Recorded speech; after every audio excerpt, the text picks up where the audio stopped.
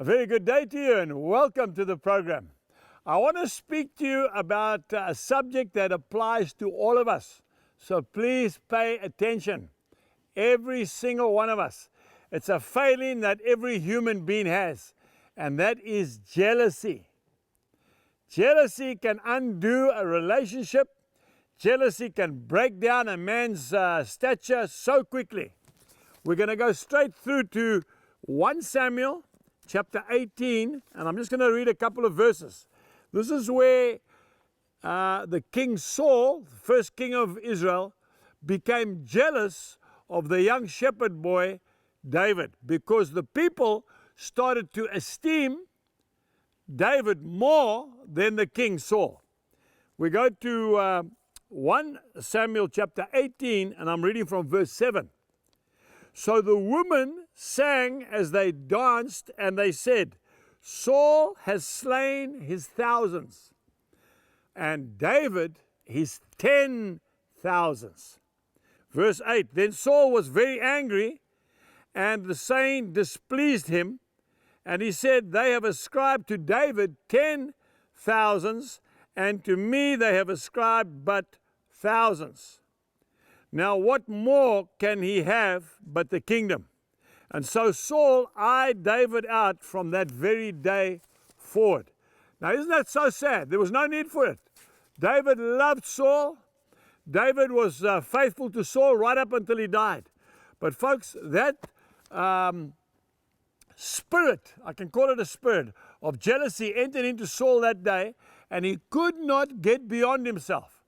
I want to encourage you, if you are jealous of anything, you need to get past it. You need to ask God to help you, because it will actually destroy you eventually.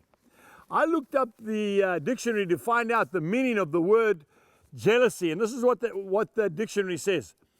Envious of someone else's possessions, achievements, or advantages. Jealousy makes you suspicious or resentful. It also makes you fiercely protective or vigilant over one's rights or possessions. See, what happens with jealousy? You start to see things that are not even there. And you start to go to pieces. Your wife comes home late. You say, where have you been? And she says, well, I told you I had to go to a prayer meeting. No, but why are you so late? And then there might be something else happens. And straight away, you start an argument. And you see that argument starts to grow. And eventually it causes a rift between the two of you. It might be somebody at work who's just been given a promotion. Straight away you're jealous of them. They were your best friend up until the promotion. And now all of a sudden you don't even speak to the person. He's done nothing wrong. He's just worked hard and the boss has promoted him. I want to tell you, I don't know how many partnerships that I know where two good friends who have been friends from school days, they enter into partnership, money starts to become the issue, the one gets more jealous of the other because he's getting a higher percentage, and the rift starts. You know that David killed a giant, of course for the sake of the Lord, but also for the sake of the king of Israel, Saul. But Saul couldn't see past that. He just got jealous because the people were drawn more to David than to him. That wasn't David's fault. David wasn't trying to do that. And of course, the more jealous that Saul became, the more ugly he became, and the more the people supported David.